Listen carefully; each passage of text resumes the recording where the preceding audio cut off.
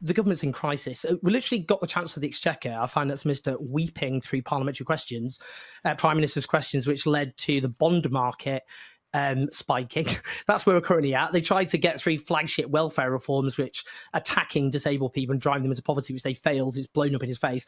Yeah, you don't see much of him being interrogated because he's trying to avoid scrutiny.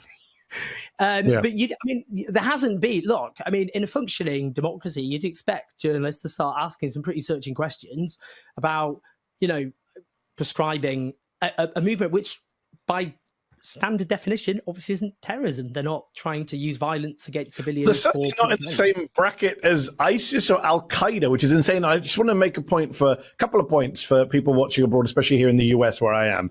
This is being done under the Terrorism Act 2000. To be clear, the hint is in the name, 2000. It was actually passed before 9/11. We often think of anti-terror legislation as being passed in the wake of September the 11th. The Tony Blair government actually passed this well before 9/11, and it gives the British government insane powers. So if this passes, and we're speaking as the Parliament is voting or is debating this, if this measure were to pass, then somebody in the UK couldn't wear a hoodie saying Palestine Action. You would be arrested just for wearing a T-shirt or article of clothing under the Terrorism Act 2000 for glorifying terrorism, I think is the phrase.